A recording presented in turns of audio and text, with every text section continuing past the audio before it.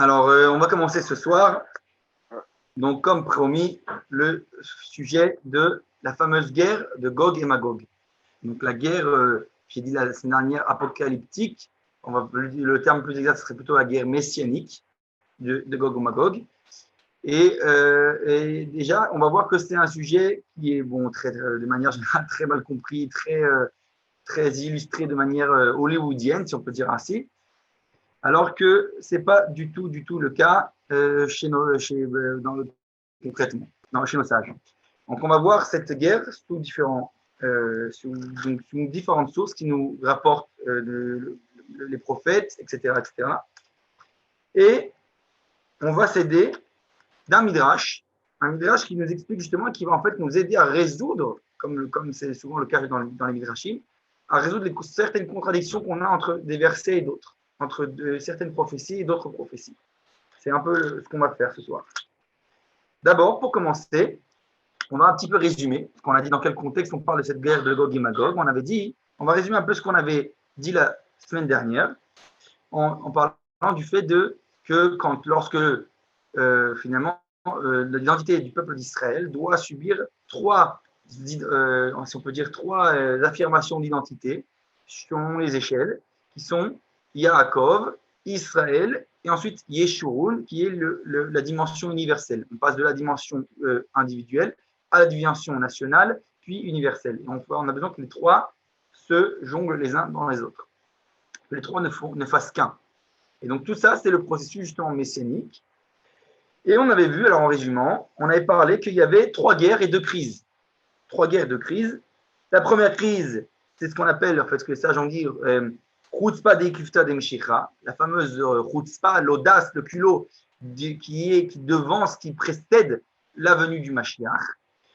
Et donc, c'est la crise qui s'est passée à la fin du 19e siècle, début du 20e siècle, et ce qui va finalement donc, provoquer, au final, enfin, je ne vais pas dire que ça a provoqué, mais ce qui est suivi directement de la Première Guerre mondiale. Donc, la Première Guerre mondiale. Pardon, je me reprends, excusez-moi, je suis complètement embrouillé. La Première Guerre, pardon, ce n'est pas la Première Guerre mondiale. Ça, c'est, comme on dit, la première crise était bien avant, c'était ce qui s'est passé avant la création de l'État d'Israël, c'est-à-dire la déclaration Balfour, San Remo et compagnie et compagnie.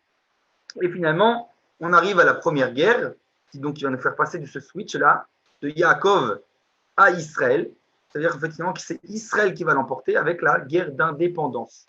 La guerre d'indépendance, c'était donc en 1948. Cette fois, Yaakov, l'identité de Yaakov, donc il y a une identité individuelle, si on peut dire religieuse. Le religieux passe derrière le national. Donc c'est le national, c'est l'identité d'Israël qui va l'emporter. En 1948, lorsqu'on renaît en tant que nation, on reforme un État et que en fait, de cet événement-là, commence le début de ce qu'on appelle la délivrance, Yemot HaMashiach, les jours du Messie. Et donc, c'est le début de notre Géoula. Maintenant, on a dit que ça ne s'arrête pas là, parce qu'on n'a encore pas tous les autres stades qu'on doit traverser. Et va venir l'étape d'une deuxième guerre, qui cette fois se passe 19 ans plus tard, en 67, la guerre des 6 jours, qui va permettre finalement à l'identité de Yaakov et d'Israël de s'unifier. Jusque-là, il y a une tension, jusqu'en 67, une tension entre l'identité religieuse et l'identité nationale. C'est-à-dire ce conflit qu'il a, c'est d'ailleurs ce statu quo entre les religieux et les non-religieux qui fondent l'État, etc., etc. Et que doucement, ce qui se passe à la guerre des 6 jours, c'est qu'il y a une espèce de réconciliation entre l'identité Yaakov et Israël, le national et le religieux, puisque tout d'un coup, on avait parlé de ça la semaine dernière en disant qu'on retourne sur la Jérusalem, les lieux saints, etc., etc. Et on avait dit donc que cette réunification c'est pas pour rien. On avait parlé de beaucoup de cette idée que Jérusalem, c'est l'outil de mesure de l'union du peuple d'Israël. Donc là, il y a une union. Mais ça va provoquer un détachement. Pourquoi? La troisième identité. Jusque-là, Israël était attaché non pas à Yaakov, donc à l'identité religieuse, mais à l'identité cosmopolite, c'est-à-dire les fameux kibbutz, au communisme du départ. C'est une identité qui s'attache à l'universel, en fait, au cosmopolite, au monde. Et tout d'un coup, comme Israël se réconcilie avec Yaakov, il va finalement se détacher de Yeshurun, donc l'identité universelle, ce qui va provoquer une autre crise. Et là devient un danger, donc la deuxième crise. Cette deuxième crise, ce que les kabbalistes nous parlent, qui s'appelle le risque, et finalement l'histoire nous a prouvé que ce risque s'est, oui, réalisé, qu'on appelle le risque de la mort du Mashiach ben Yosef, le risque de la mort du Messie, le fils de Yosef, celui qui est censé apporter, qu'on avait dit ce côté matériel, etc. Il y a une tentative qu'il soit tué. Alors littéralement, c'est ce qui est dit, qu'il soit tué, qu'il meure. Finalement, c'est quoi ce Mashiach ben Yosef? On avait parlé de cet idéal sioniste. Et d'un coup, l'idéal va tomber. Pourquoi? Parce que ce nationalisme, tout d'un coup, rentre en crise face à l'universalisme. Il y a une tension nouvelle entre Yeshurun et Israël, et d'ailleurs, pas qu'avec Israël, aussi avec Yaakov, puisque Yaakov s'étant uni avec Israël, donc c'est-à-dire le côté religieux uni avec le côté national. C'est ce qu'on a traduit dans le langage de nos jours, entre cette fameuse tension qu'il y a aujourd'hui, jusqu'à aujourd'hui, la gauche et la droite. La droite qui inclut aussi aujourd'hui les partis religieux, et la gauche d'un côté qui se détache de tout ce qui a lieu de national et tout ce qui est lié au religieux, à la Torah et au mitzvot. Et donc pourquoi? Bien entendu, cette fois, lorsque la gauche, donc ce côté cosmopolite, va se battre face à Israël, il va se battre tout d'abord contre le côté national. D'ailleurs, tout ce qui l'attache à cette terre, tout ce qui au départ était pour lui évident, on avait parlé du fait que lors de la proposition de Herzl de l'Ouganda, c'est non pas les religieux qui sont opposés, mais les non-religieux. C'est-à-dire c'était évident, même pour ces gens universels au départ qu'ils étaient, c'était évident que la terre dans laquelle on revient, c'est la terre d'Israël, la Eretz HaKodesh, la terre sainte. Et c'était évident pour eux, comme l'a fait Ben Gurion lors de la déclaration d'indépendance d'État d'Israël, que le jour de repos national, ce serait le Shabbat. Comme ce serait évident que la langue qu'on parlerait dans cet État serait la langue Leshon HaKodesh, l'hébreu. Et donc tout ça montre que finalement on avait dit que cette zgoula, cette identité profonde du peuple juif où le national et l'universel étaient liés à l'époque, d'une certaine manière, mais encore une fois, ce n'était pas exactement l'université, c'était plutôt cosmopolite, eh bien, c'est exprimé par le fait qu'au fin fond d'eux-mêmes savaient que c'était lié à la terre sainte, une langue sainte et le temps saint, le Shabbat saint, etc., etc. Donc, dans la profondeur, même sans en être conscients, ils exprimaient quelque chose que finalement, mais les religieux eux-mêmes étaient prêts à renoncer à l'époque. C'est pour ça que les religions ont accepté l'Ouganda. On dit temporairement peut-être, mais on a accepté pour dire, pour l'instant, on va accepter la proposition pour sauver le peuple, etc. Je rentre sans rentrer dans tous les détails de leurs décisions. En tout cas, le fait est qu'on a eu ce conflit. Et tout d'un coup, quand on subit la crise de la guerre des 6 jours, tout d'un coup se passe autre chose. Et donc, ce qui va provoquer cette crise du potentiel idéal sioniste qui peut chuter, donc tout d'un coup, on n'a plus envie de cette terre, plus envie de cette, on va dire, de tout ce qui nous relie finalement au national et au religieux, même ce qui était jusque-là a priori acquis, puisque maintenant on se bat, donc la gauche face à la droite, donc face au nationalisme et au religieux. Alors on va rentrer en profondeur, tout ça finalement c'est lié à quoi? Justement à la guerre de Gog et Magog.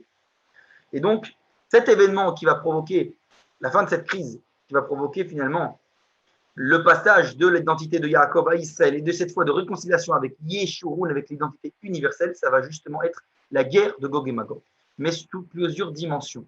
Et donc on va rapporter ce soir les différents textes. Alors il faut d'abord savoir que c'est justement l'époque, on est au cœur de cette époque. On est en train de vivre ça, on est au summum de tout ça. Et moi je précise que tout ce que je tire du livre du Rav Shaki, il a écrit il y a déjà plusieurs années. Et il est fort possible qu'aujourd'hui, on a un stade bien plus avancé encore que, je pense que même qu'une grande partie de ce que le Rav décrit ici, eh bien, on est en plein dedans. On est en plein train de réaliser ça concrètement. Vous verrez sous peu de quoi je veux parler. On va commencer en disant que justement, ça incombe de nous maintenant pour essayer de limiter cette crise, limiter ce passage comme de la manière qu'il y a une crise d'adolescence, alors quand on a un enfant ou on subit une crise d'adolescence pour essayer de mûrir et de grandir, eh bien, plus on va dire, on est conscient de qu'est-ce que ça incombe, cette crise d'adolescence, plus on va réussir à la traverser sans trop de dégâts. Eh bien, on est exactement dans la même situation. Plus on va essayer de comprendre qu'est-ce que ça incombe, toute cette crise-là qu'on doit subir, qu'on doit traverser, moins on va avoir de dégâts. Donc, ça nous incombe d'une grande responsabilité pour essayer de traverser, pour essayer d'arriver à cette identité universelle d'Israël sans subir trop de dégâts.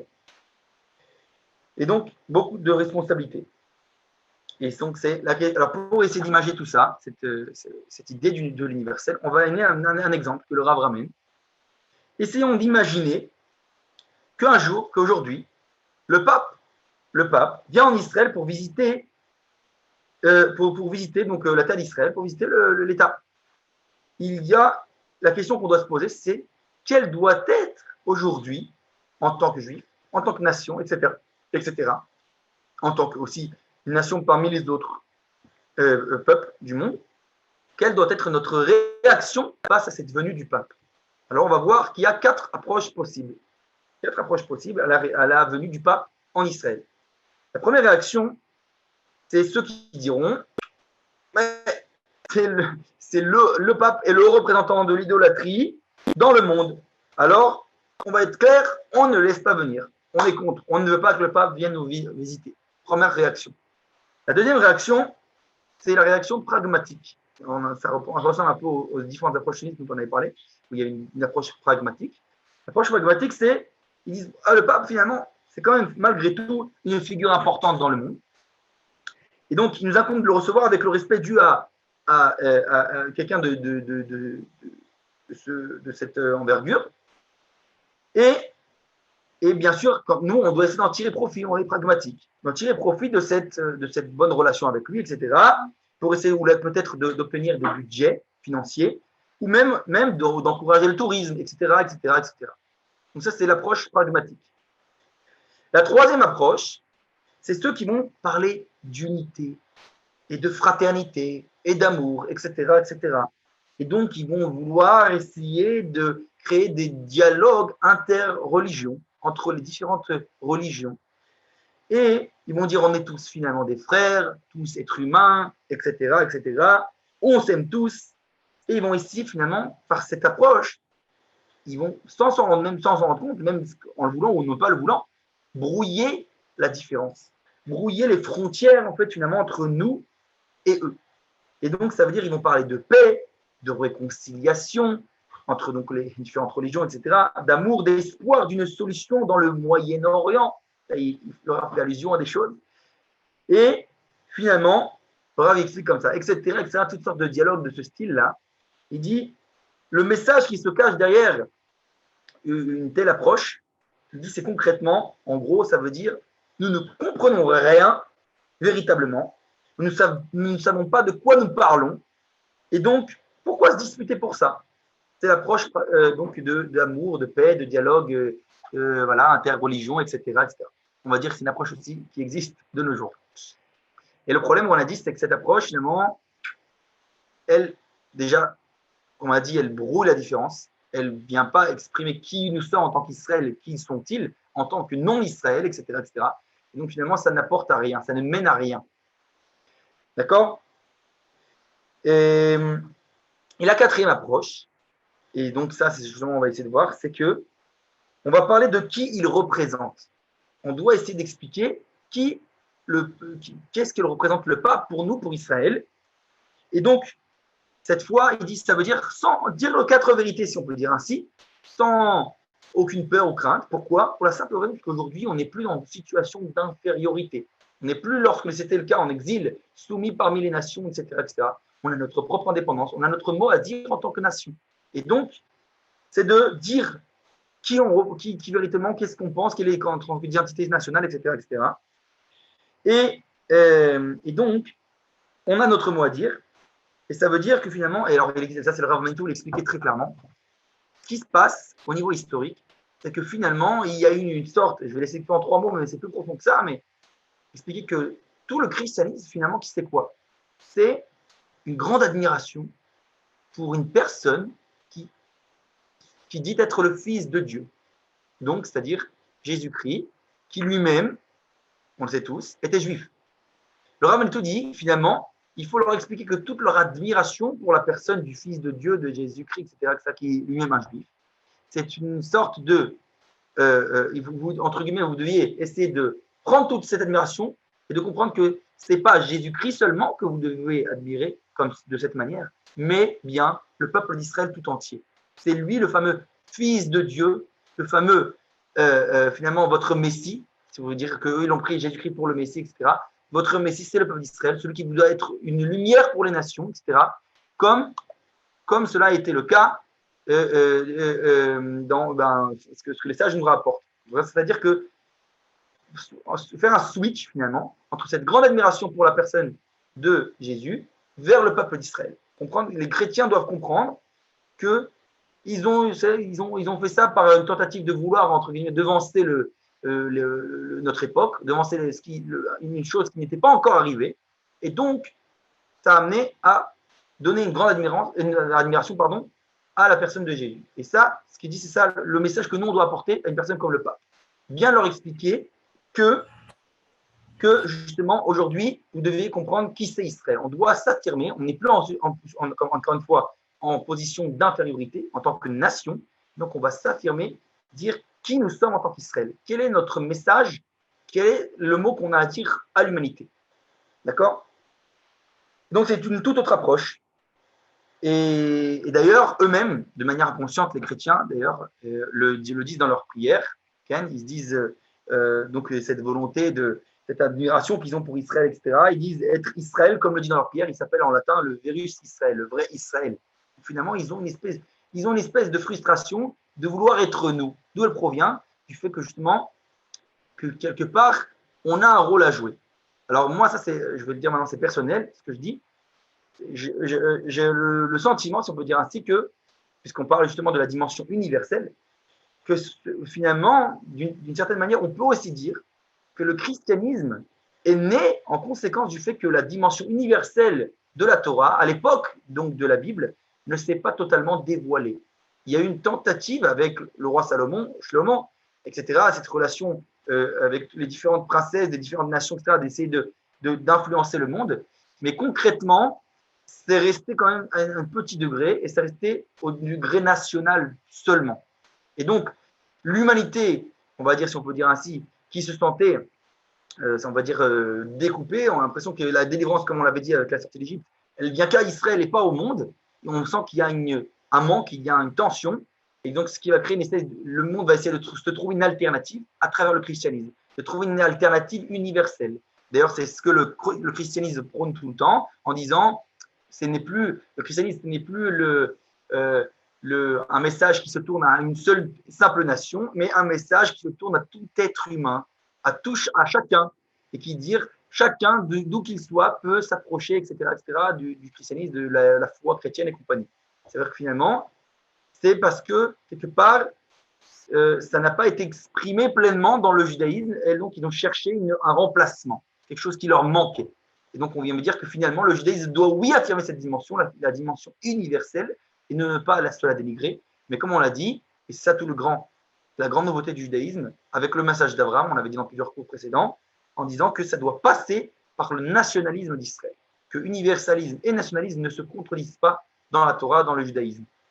Donc ça, c'était en grande introduction du sujet. Maintenant, on va voir justement, comme j'ai dit, on rapporte les différentes sources différentes des prophètes, etc., sur la guerre de Gog et Magog. Alors, on va voir, et je vais m'aider d'un midrash qui s'appelle le midrash Shocher Tov. Je vais le dire oralement, le midrash, parce qu'il tourne autour des versets. Je vais rapporter les différents versets des différentes sources. La première source, c'est une chose qu'on dit à chaque fois qu'on lit le Hallel. Le Hallel, c'est-à-dire la louange qu'on dit lorsqu'on fait lors des fêtes, chaque fois qu'on sort d'une délivrance, etc., à Hanouka, etc., aux fêtes, et aussi à Rosh Chodesh, selon la coutume, le minag, etc., etc. Dans le Hallel, il y a un passage donc, du livre des Teilim, du livre des psaumes que l'on dit. Je vais vous partager tout de suite le texte. Hop. Voilà. Tout le monde voit le texte. On dit comme ça. Le verset, donc tout le midrash va se baser sur ce verset-là, autour de ce verset. Kol goyim sevavuni, beshem Hashem ki amilam, savuni kam savevuni, beshem Hashem ki amilam, savuni ki dvorim doaru keshkotzi, beshem Hashem ki amilam. Alors, tous les nations, les goyim, vont m'entourer au nom d'Hachem, ki amilam, Sabouni, Gam Savuni, ils vont encore une fois m'entourer. Bon, il y a ce mot entourer qui revient à plusieurs reprises. Beshem Hashem, encore une fois. Ki Amilam, Sabouni, Kidvorim, il va encore une fois tourner, une fois le même terme qui revient. qui dévorim comme des abeilles, dévorim, doachou keshkotim, ils vont, on peut dire, avancer, marcher comme un feu plein d'épines, si on peut dire ainsi, Beshem Hashem, au nom d'Hachem, qui a mis là. Et donc, au nom d'Hachem, etc., etc. On voit qu'en ce verset, et c'est ça que se base le Midrash pour dire que le terme savez-vous-ni revient à plusieurs reprises. Et donc, il va expliquer justement le Midrash, basé sur ça, qu'il s'agit justement de la guerre de Gog et Magog. Il dit, comme il y a 3 fois le terme Sevavouni, ça veut dire qu'il va y avoir 3 étapes, 3 stades à la guerre de Gog et Magog. Et je peux déjà vous dire que 2 des 3 étapes, on les a déjà traversées. Donc ce qu'on a parlé sur l'introduction du cours. Et on va comprendre pourquoi. Alors, on va aller sur le Midrash. D'abord, donc on nous dit, donc le Midrash, que 3 fois vont monter à Jérusalem donc les nations du monde. Car tout ce combat de cette guerre de Magog Magog se tourne autour de Jérusalem. Alors, le truc, c'est que, voilà, comme on l'a dit, il y a plusieurs contradictions chez les différents versets. Et c'est ce que ce Midrash, finalement, va résoudre, en disant qu'il y a 3 dimensions à la guerre de Gog et Magog, du fait, donc, que ça vient résoudre, dire que ça ne contredit pas. C'est 3 étapes différentes de cette même guerre de Gog et Magog. Alors, la première, donc les différents versets qu'on va rappeler, c'est le prophète Yecheskel, le prophète Yeshayahu, et Zecharia, etc., et les Télim, le livre des psaumes. Donc voilà. Le Midrash, il dit comme ça. De la même manière que Sancheriv, alors en français, tout le temps je traduis Sancheriv, c'est le roi Sancheriv, je crois qu'on dit comme ça en français, c'est mes recherches. Sancheriv, c'était le roi on dit assyréen, je crois qu'on dit comme ça, et qui est monté sur Israël. Et dit de la même manière, le Midrash, il dit, viendra aussi Nabucodonosor, qu'on connaît tous, de Babel, et il va monter aussi sur Jérusalem à 3 reprises. Okay, alors, une fois, c'est une allusion, bien entendu. Bon, il ne s'agit pas de Nabucodonosor concrètement. Pourquoi? La première fois, il dit donc le Midrash, Kol Goïm Sevavouni, il rapporte justement notre fameux verset de ce qu'on a dit dans l'Hallel. Kol Goïm Sevavouni. Il dit qu'il va donc, on dit dans le futur, le monde entier monter sur Jérusalem, et il va rapporter pour cela les fameux versets d'un autre prophète, cette fois, de Zecharia. On regarde, c'est la première dimension de Gog et Magog. Je vais rapporter le verset du prophète Zacharie, Zecharia. Voilà. Alors, un instant. Hop. Et voilà. Alors, il dit comme ça. Le prophète Zecharia, il dit comme ça. Et comme ça, c'est comme ça que lui, il donne sa description de la guerre de Gog et Magog. Donc, c'est la première dimension. Il dit Ine yom ba l'Hashem v'chulak shel alech v'kirber v'asavti et kol hagoyim el Yerushalayim. La milchama v'nikeda ha'ir v'nashasu בבתים ואנשים תשכבנה ויצא חצי העיר בגולה ויתר העם לא יכרת מן העיר. Alors j'essaie de traduire. Il dit bien, et voici le jour vient pour Dieu, l'Hachem, vechulak shel alech bekirber sera divisé, partagé ton butin à l'intérieur de toi, si on peut dire ainsi. Ve'asavti et kol hagoyim, et je réunirai toutes les nations, el Yerushalayim, vers Jérusalem. La milchama, pour la guerre. Et sera prise on va dire, assiégée, si on peut dire ainsi, prise emprisonnée, la ville. Venashatu abatim ave anashim tishachavna, toutes les maisons seront en prise, les femmes seront couchées, etc., etc., toute une catastrophe. Veyatsa chatzi ha'ir, et alors ça c'est la partie qui nous apporte énormément. Que sortira la moitié de la ville, Bagola, en exil, Veyeter Ha'am, et le reste du peuple, Lo Yikaret Minahir, ne sera pas détaché de la ville. Alors, il dit tout d'abord, le Rav, il y a ici une partie qui est non symétrique. On nous parle de la moitié de la ville, et on s'attendrait à ce que quoi? Ce que le deuxième du verset nous dise, et l'autre moitié de la ville, parce qu'on parle de la ville.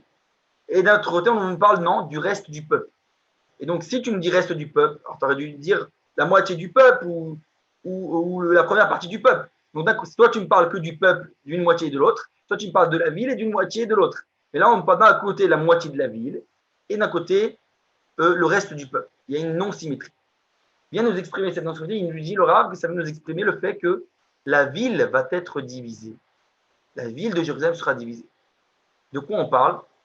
Ça veut dire que la ville, avec donc le peuple d'Israël qui y revient, finalement, on parle justement de la guerre de 48, Tashkar, comme on dit, la guerre de 1948, l'indépendance de l'État d'Israël. Lors, en 1948, ça je l'ai dit à plusieurs reprises, en 1948, il y a eu une tentative de récupérer la vieille ville de Jérusalem lors de la guerre, et malheureusement, ça a échoué. Il y avait, alors j'ai expliqué ça dans d'autres différents cours, qu'il y avait on va dire, les fameuses trois parties résistantes, si on peut dire, de l'armée juive, qui sont la Haganah, le Hetzel et le Lehi, et qui n'étaient pas coordonnés. Chacun a voulu récupérer Jérusalem, avoir l'honneur de récupérer Jérusalem. Ils sont chacun rentrés par des portes différentes de la vieille ville, et ça vaut à l'échec. Finalement, la vieille ville de Jérusalem, à la fin de la guerre, au terme de la guerre d'indépendance, ne sera pas entre nos mains. Mais, oui, on aura quand même une partie de Jérusalem, mais la nouvelle Jérusalem, c'est-à-dire la Jérusalem en dehors de la vieille ville. La Jérusalem qu'on connaît de Binyan Haouma, etc., etc.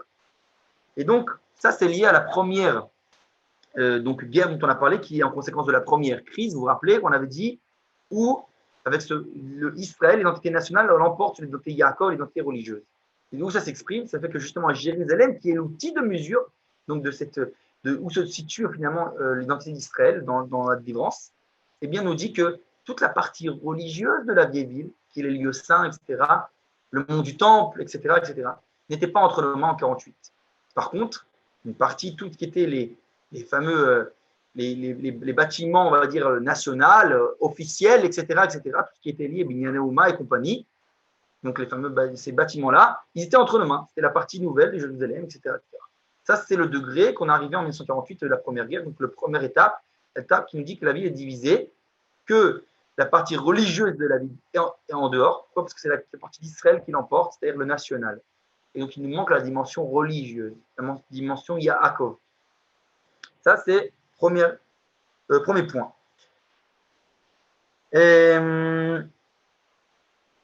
Maintenant, donc premier point. Maintenant, donc, le Midrash, il continue. Le Midrash Shochetom, il continue. On a dit que c'était le premier Sevavouni dans le Hallel.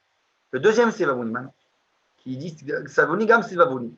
La deuxième fois, dit le Midrash, Savoni Gam Sevavouni. C'est-à-dire, le Midrash nous dit qu'il va enflammer toutes les nations et les monter à Jérusalem de nouveau.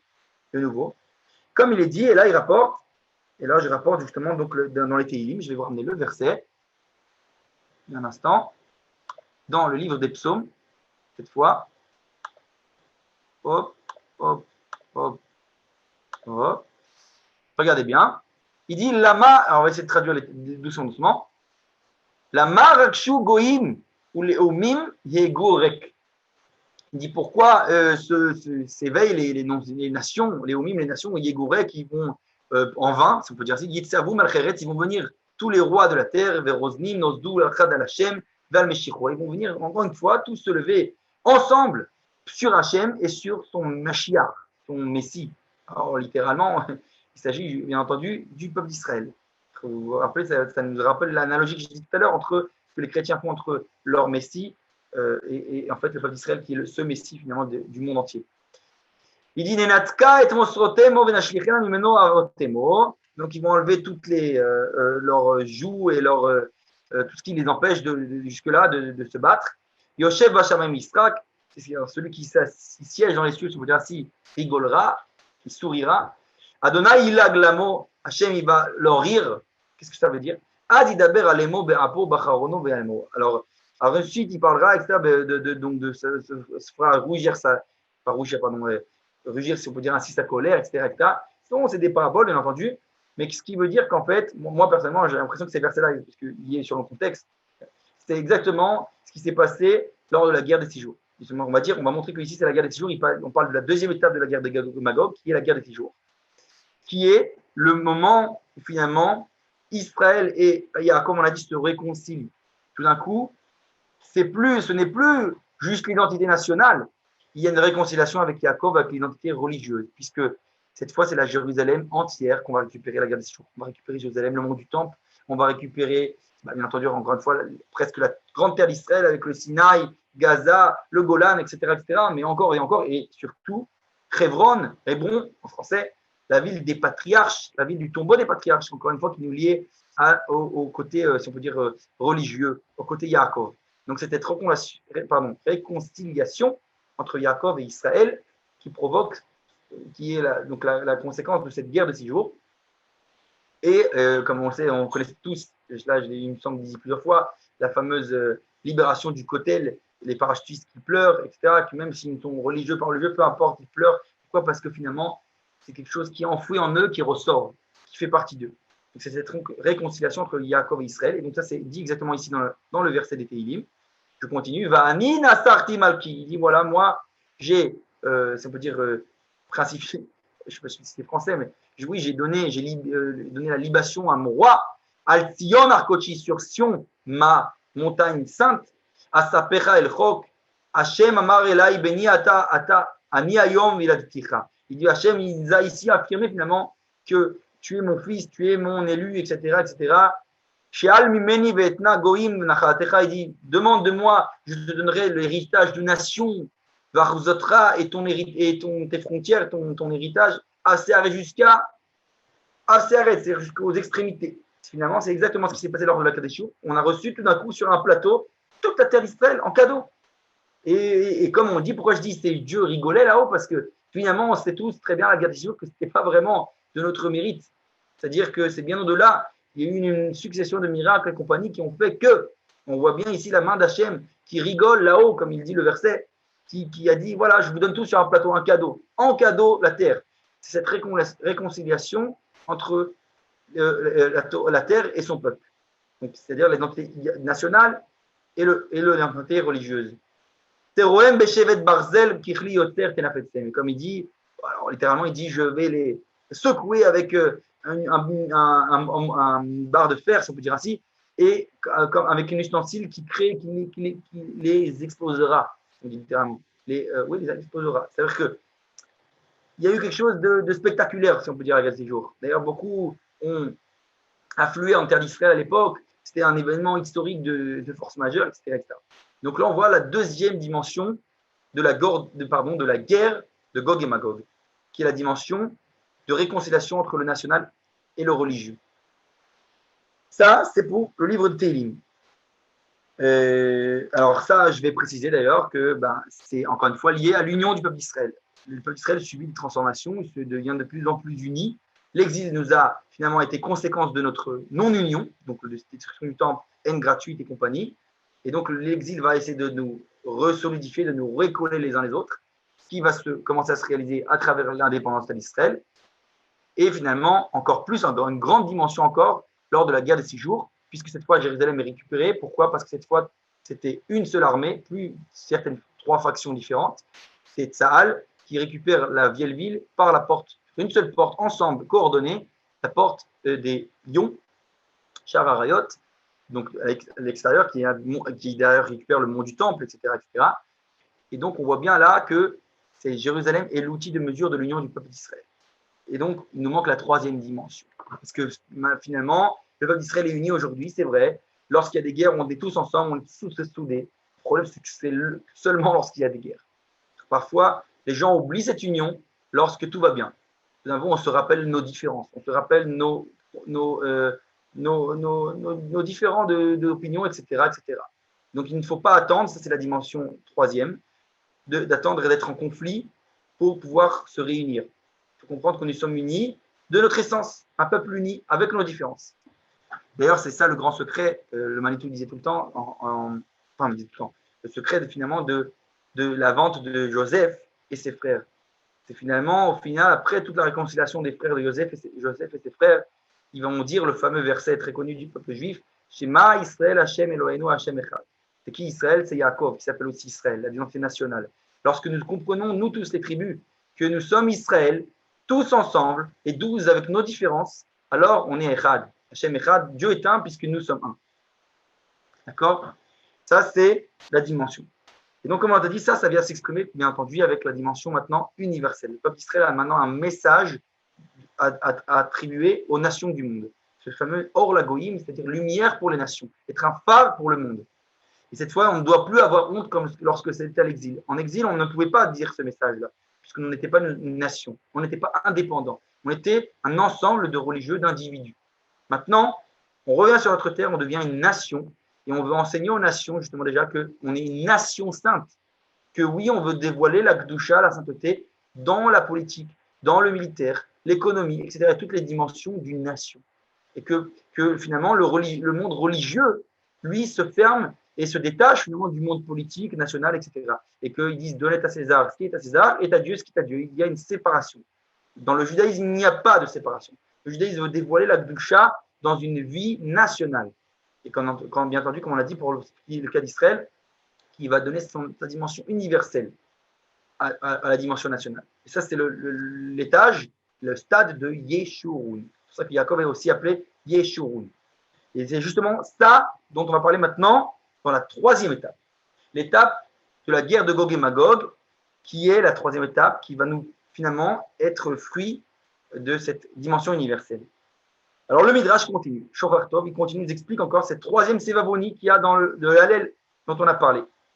Et il dit cette fois, comme on l'a dit, Sevavoni kadevorim. Ils vont nous tourner autour comme des abeilles. Alors, c'est vrai que j'ai traduit abeille, parce que devorim, devora, c'est une abeille. Mais bien entendu, l'hébreu, il est plus profond que ça. Devora, ça vient aussi de la racine dibour, des paroles. Dibour. Et donc, en fait, il nous dit comme ça. Le Midrash, il dit, il viendra cette troisième fois, donc monter sur Jérusalem, pour étaler, il nous étalera de dugmaniyot. Dans le sens du langage du Midrash, dugmaniyot, ça veut dire des traités, des accords, des contrats. On sera donc empli de contrats. Et finalement, il dit aussi, il faudra sortir les krouzot. Krouzot, c'est ceux qui déclarent, ceux qui parlent, les parleurs. En d'autres termes, de chez nous, c'est-à-dire des accords et des ambassadeurs. C'est-à-dire, en fait, il dit, finalement, le Midrash, il dit que cette troisième guerre de Gog et Magog, cette troisième étape de la guerre, va être essentiellement, principalement, une guerre diplomatique, une guerre de parole, de dibour, une guerre où ce ne sera plus forcément, sans exclure complètement la dimension militaire, puisque le prophète Yecheskel, quand il décrit la guerre de Gog et Magog, il parle finalement, oui, quand même, malgré tout, d'une dimension militaire, d'une dimension de guerre concrète, littérale, mais malgré tout, ça va être essentiellement une guerre diplomatique, c'est-à-dire au nom de la morale. C'est tout d'un coup les nations du monde, ce qui se passe justement aujourd'hui, on est en plein dedans, viennent avec un message moral a priori, viennent nous essayer de nous dire qu'est-ce qui est moral, qu'est-ce qui ne l'est pas.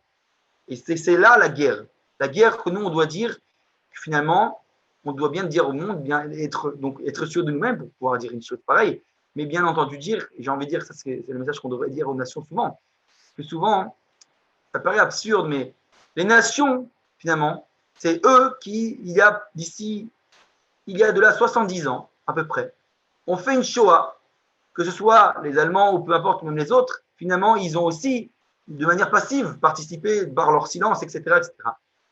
Et donc, c'est eux qui, aujourd'hui, viennent nous donner une leçon et nous dire quelle est la morale.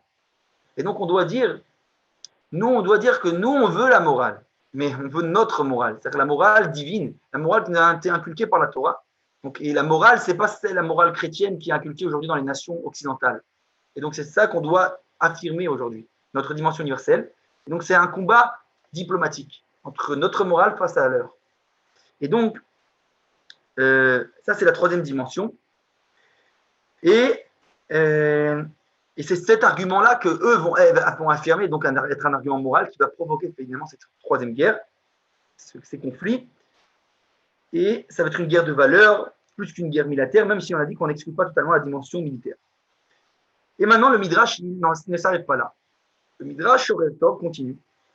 Et cette fois, regardez bien, il dit Davar Acher. En hébreu, Davar Acher, quand un Midrash dit ça, ou même quand parfois les commentateurs ils disent Davar Acher, ils donnent une autre explication, une autre direction, une autre possibilité d'explication à ce troisième Sevavoni. Cette fois, il dit Kol Goïm Sevavoni, il dit cette fois, c'est lorsqu'il dit le Midrash, vont faire rentrer toutes les nations à Jérusalem, et Israël, donc, il craindra, et à cet instant, Akadosh Baruch Hu dira quoi? Il dira un verset qui est Al tira tolaat Yaakov. Ne crains pas, tolaat, littéralement, c'est un ver, un ver de terre, un ver, une chenille, si on peut dire ainsi, de Yaakov. Il dit appelle ça. Ne crains pas le ver de Yaakov, la petite chenille de Yaakov. Alors, on doit essayer d'approfondir. Qu'est-ce que veut dire le Midrash? Qu'est-ce que c'est que ce ver cette chenille-là de Yaakov.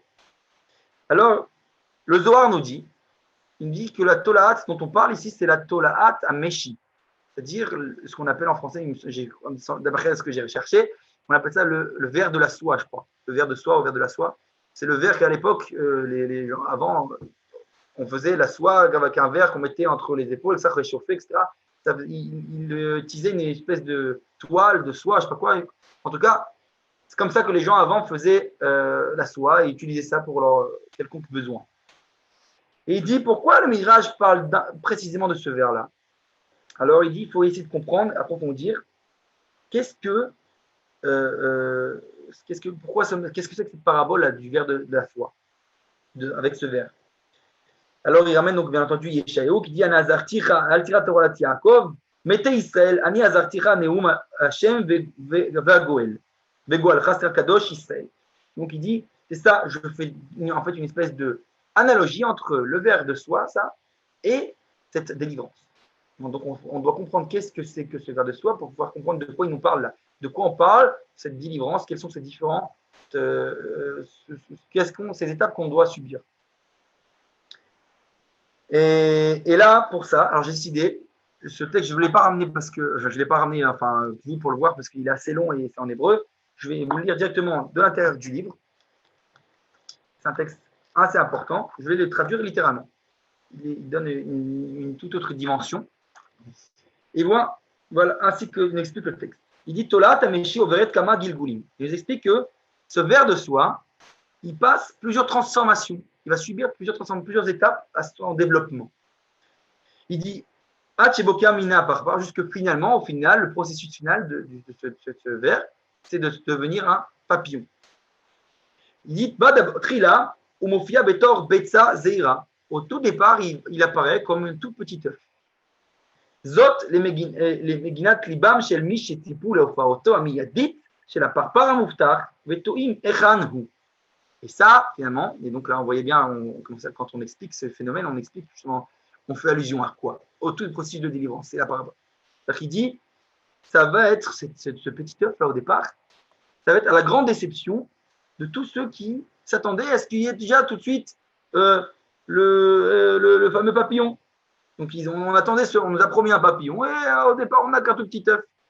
Donc ils sont déçus, une déception. Ceux qui manquent de patience sont déçus.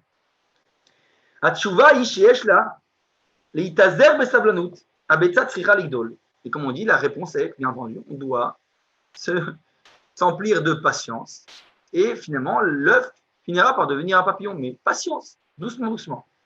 Donc, vous avez compris l'allusion à la délivrance. Il dit Congrès echad, gvar kiyamnu, ikamnu kama mosdot, leat leat, nake shorashim, chelek mityashim, aval acherim muchanim lechakot. Et c'est exactement ce qui s'est passé dans l'histoire.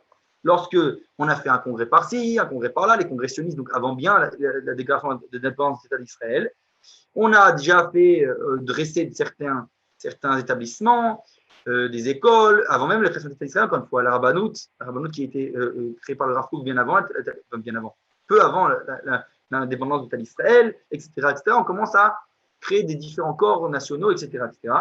Et donc il dit ça, c'est ce petit œuf au départ. Et il y a ceux qui disent c'est rien tout ça, on n'est qu'au départ. Ils commencent à se désespérer. Et donc, ils n'ont pas la patience. Et il y en a d'autres qui, oui, ont la patience et attendent. Ils sont patients. Ils attendent que les choses avancent doucement, doucement. Ça, c'est l'étape de l'œuf. Ensuite, Imazmana Betsa Olechet Vegedela. Ensuite, avec le temps, cet œuf, il va commencer à grandir un petit peu. Ve'az, Shibokat, et à un moment, il va donc éclore, si on peut dire ainsi, je ne sais pas totalement une éclore, parce que c'est une chenille, ce n'est pas totalement le même œuf que les poules, etc. En tout cas, l'oyotse mimena parpar et la tolaat. Qu'est-ce qui sort au final de cet œuf? Tout le monde s'attendait à avoir un papillon, et non. Eh bien, c'est une chenille, un ver. Shuv, yeshmi sheozvim, yeshmi shemuchanim lamtin. Et donc, encore une fois de plus, il y a ceux qui se désespèrent, sont déçus. Oh, on attendait un papillon et on a une simple chenille. Et donc, ils ne sont pas prêts à attendre. Et il y a ceux qui sont prêts à attendre, qui sont plus patients.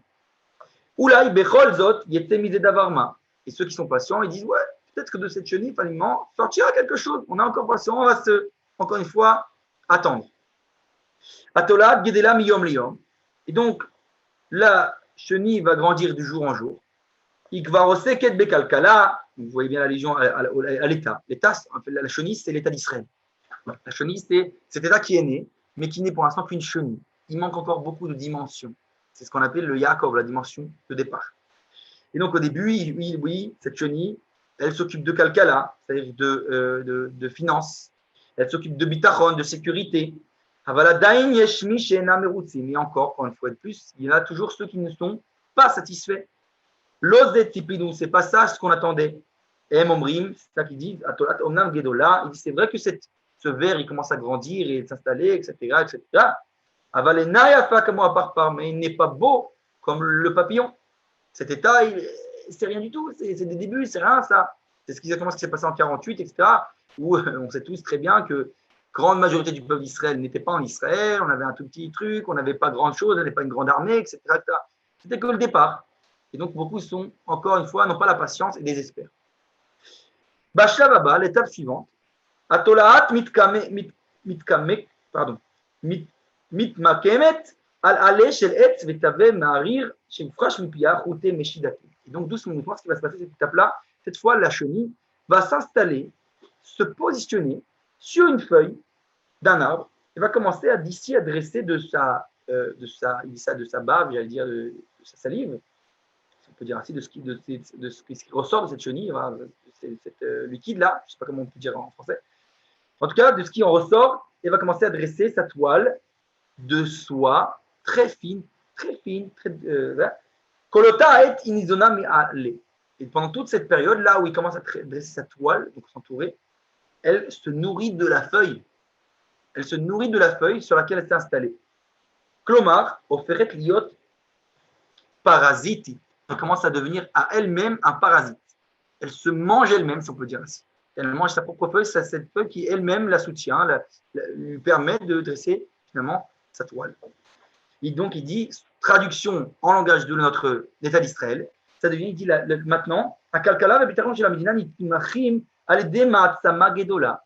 Cette fois, donc les finances de l'État, l'économie, la sécurité, tout ça, ça va être soutenu par une grande force nationale. Qui sait? On sait tous, les Occidents, les États-Unis et compagnie, on n'est pas assez indépendant pour se suffire à notre propre besoin.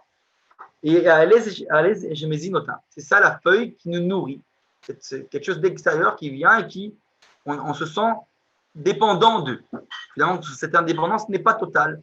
On est très dépendant d'autres nations, d'une autre force, d'une autre grande puissance nationale. Et donc doucement, elle commence à s'entourer, la petite chenille, de ces fils-là qu'elle-même elle a tissées, si on peut dire ainsi, jusqu'à ce qu'elle et donc elle commence à s'attacher à une source extérieure à elle, comme on a dit, la feuille. Là, et doucement, elle a de moins en moins d'indépendance. Elle commence à devenir un cocon. Je ne sais pas comment dire en français, il me semble, le cocon de la chenille, c'est-à-dire que la partie où elle paraît stagnée, il n'y a plus rien, il n'y a plus de vie. Cette chenille qui, au moins avancée, était vivante, il y avait du mouvement, tout d'un coup, elle a l'impression de stagner. Elle ne bouge plus. Elle commence à être complètement dépendante de la feuille. Donc, c'est une traduction. L'État commence à se enfermer dans une certaine dépendance aux autres nations, aux États-Unis, entre autres, etc.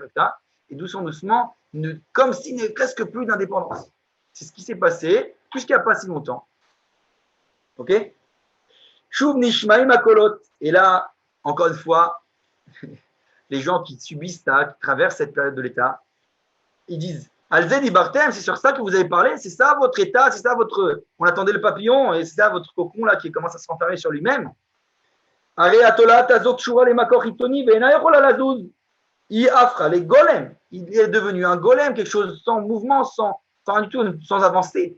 Elle est complètement dépendante de l'extérieur. Il dit c'est ça votre indépendance. On entend jusqu'à aujourd'hui, c'est voilà. C'est ça votre dépendance de l'État, mais vous êtes dépendant des États-Unis, dépendant de ci, dépendant là, il y a des relations politiques, etc. C'est pas véritablement une indépendance, donc c'est pas la délivrance, etc. Et donc il désespère.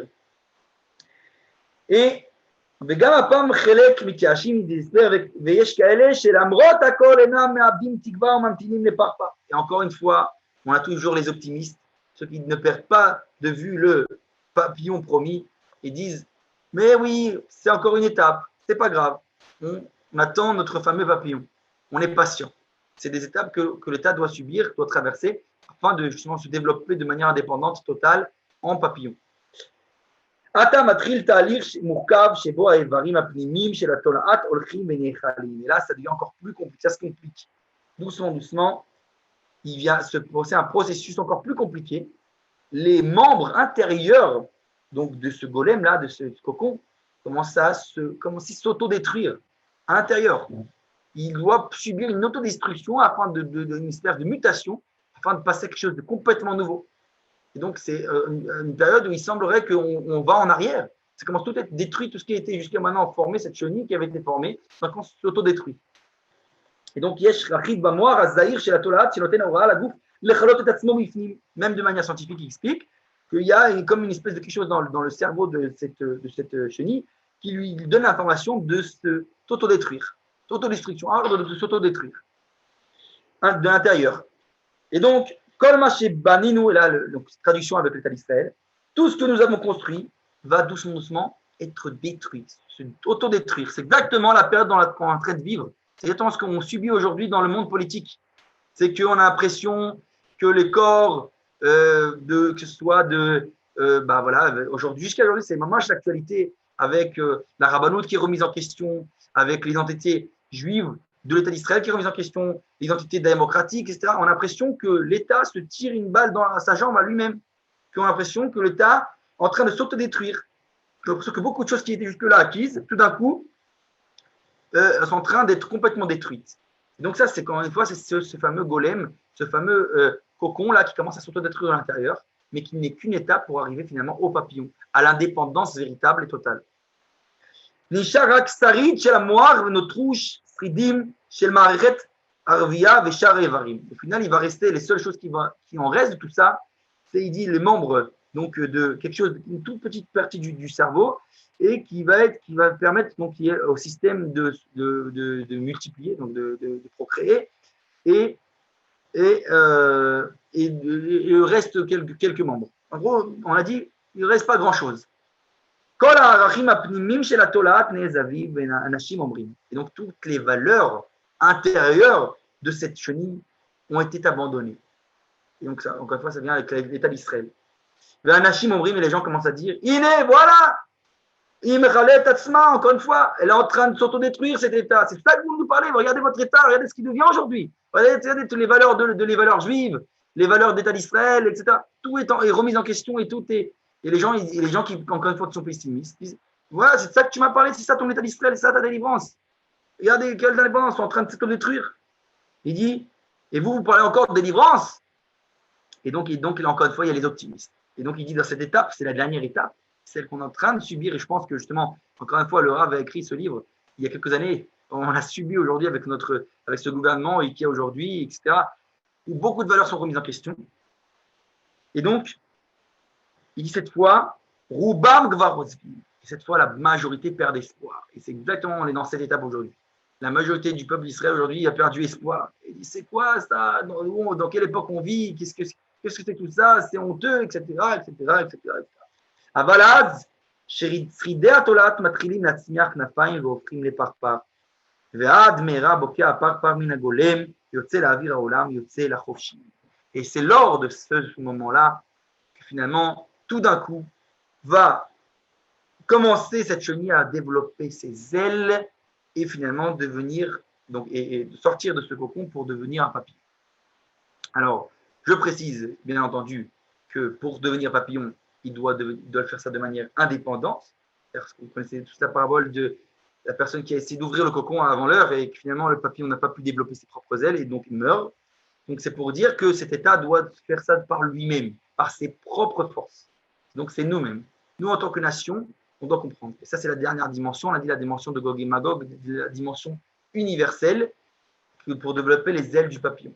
Donc là où on a l'impression que tout d'aller à l'inverse du processus, de partir en arrière, que tout est en train de se détruire, etc., c'est juste pour une mutation, pour un renouveau, pour une renaissance sur une nouvelle dimension, qui est la dimension du papillon, la dimension qui est nationale et universelle. Donc la dimension de Yeshurun. C'est ça la guerre de Gog et Magog. Et on est en plein dedans.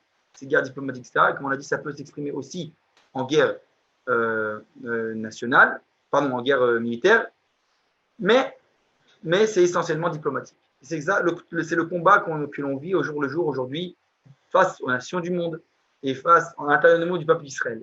Si nous, le peuple d'Israël, sommes conscients de qui nous sommes en tant que nation, alors de ce fait, on aura aussi, ce sera évident pour nous notre rôle vis-à-vis des autres nations.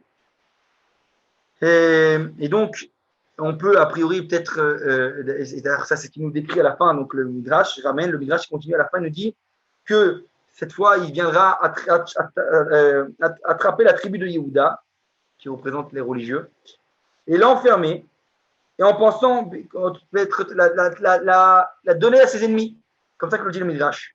Jusqu'à on a une situation extrême, quand on est au sommet de la crise, on a l'impression qu'ils vont se dénoncer les uns les autres, les Juifs vont se battre les uns les autres, on a l'impression qu'on va presque arriver à une guerre fraternelle, une guerre de frères, une guerre citoyenne entre les différentes factions du peuple d'Israël.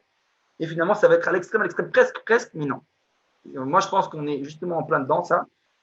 Que finalement, ils vont comprendre que, c'est ce qui s'est passé, je pense, que lorsque l'État d'Israël, on a eu la gauche, la droite, etc., qu'il y a eu la droite qui a failli s'unir avec les Arabes, avec les partis arabes, finalement, il n'a pas fait, à l'extrémisme, et c'est finalement la gauche qui le fait, mais finalement, comme on a dit, comme la droite n'a pas réussi à t'unir avec tes frères de gauche, alors tu as été obligé de t'unir avec l'ennemi. Ça nous rappelle, moi personnellement, ça rappelle à Tisha B'Av, la destruction du temple, lors de la destruction que les Romains ont dit, voilà, je n'ai même pas besoin de me battre contre eux comme ça de manière directe. Ils sont en train de se battre entre eux, ils sont en train de s'entretuer. Laissons-les s'entretuer, on récupérera. Comme on dit en hébreu, et on dit, Shtaim Ravim Vashishim Lopriach. Il y a deux qui se disputent, le troisième, c'est lui qui récupère.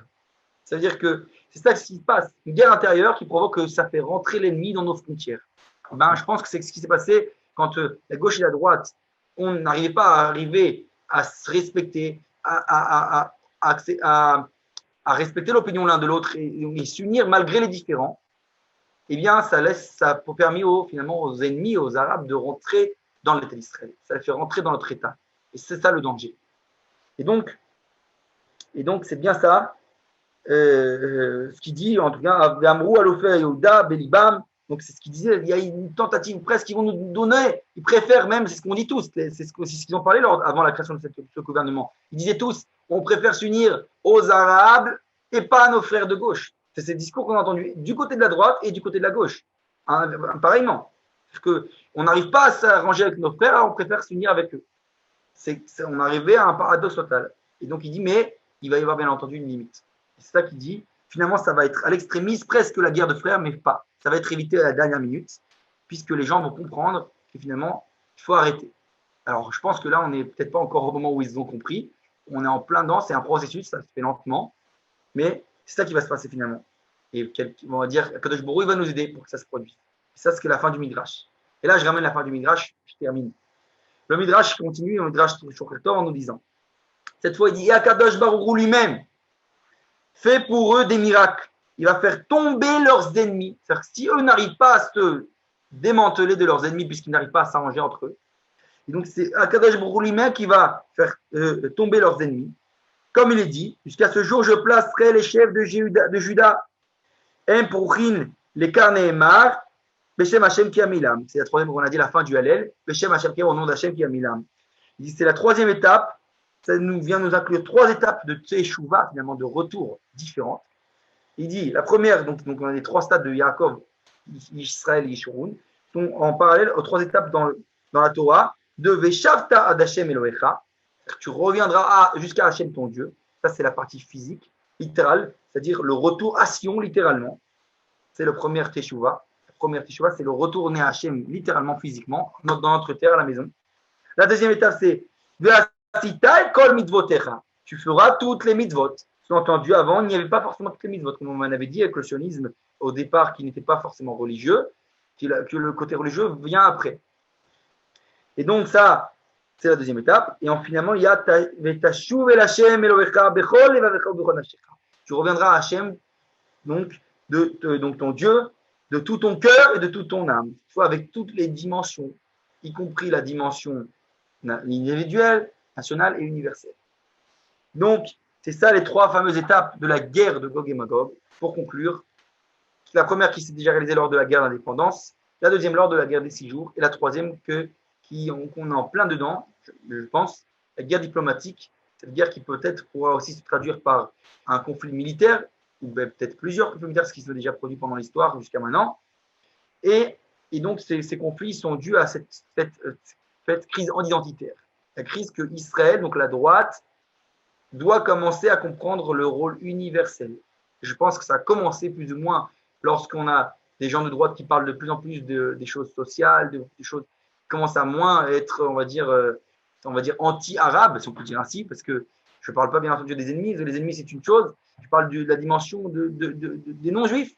On ne doit pas bannir les non-juifs, ils ne doivent pas être complètement exclus de cet État. Au contraire, ils font partie de notre État et on doit avoir aussi une place à leur donner dans la société, etc., etc. Et donc, c'est juste le problème est que c'est, encore une fois, lorsque ça vient au compte d'eux. Quand la gauche vient, parce que en croyant que nous ne considérons pas les non-juifs, alors elle vient dire, alors eux, leur côté, ne considèrent pas la dimension juive de l'État, et donc c'est ce conflit qui se crée. Et pour résoudre le conflit, il faut de nous, de plus en plus, donc le côté Israël et Yaakov, considérer le Yeshurun, la dimension universelle, la dimension de relation vis-à-vis des non-juifs, pour que eux-mêmes considèrent, donc la partie cosmopolite Yeshurun considère de plus en plus la dimension de Israël national sur notre terre pleine, avec une nation et avec nos valeurs, les valeurs juives, etc., etc. Donc c'est cette synthèse entre les différentes valeurs. Donc c'est ce que le Rav Kook parlait à différents endroits, la synthèse entre le monde orthodoxe, religieux, avec le monde national et le monde libéral, universel, humaniste. Donc c'est cette fameuse synthèse. Donc ça veut dire que finalement, notre identité de la Torah nous dit, je suis tout d'abord un juif. Donc en tant que juif, j'ai ma relation vis-à-vis du Créateur. Donc je suis bien créé par Hachem. Et cette dimension inclut aussi que je fais partie d'une nation, la partie d'Israël, qui inclut donc ma valeur individuelle et nationale. Et bien entendu, je suis aussi un citoyen du monde, je peux dire ainsi. Mais en tant que nation, ma nation, elle est une nation qui doit être une lumière pour les autres nations. Donc encore une fois, c'est trois dimensions. C'est ça, finalement, la véritable guerre de Gog et Magog. Et donc, pas forcément comme c'est décrit dans le christianisme, des espèces de guerre apocalyptique, etc. Pas forcément. Tout simplement, c'est essentiellement une guerre d'idées, de morale, de valeurs. Voilà. Je pense que je suis pour ce soir terminé. Est-ce qu'il y a des questions? Kol hakavod. Et la comparaison de la chenille m'a vraiment beaucoup plu. Comment? La comparaison de la chenille avec le papillon, je trouve que c'est vraiment très significatif. Ouais, c'est vrai. Exactement ça. Ouais, vraiment. Ça veut dire qu'il faut vraiment voir qu'il y a des étapes, des processus. D'ailleurs, cette parabole existe aussi dans l'agriculture. L'agriculture, lorsqu'on plante une graine, au départ, la graine, elle subit une espèce de kilkul, on dit en hébreu, comme si elle périmait à l'intérieur, là-bas, sous la terre. Voilà. Avant de faire germer les premières germes. C'est-à-dire qu'il y a tout le temps une étape finalement de destruction avant la renaissance. Voilà. C'est sûr. Kol hakavod. Donc voilà. Donc à la semaine prochaine, Bezrat Hashem. À la semaine prochaine. Nous parlerons peut-être je ne sais pas encore, j'ai pas encore fixé le sujet, j'enfermerai sur le groupe WhatsApp. On va voir. En tout cas, à la semaine prochaine, bonsoir. Kol hakavod. Merci. Merci.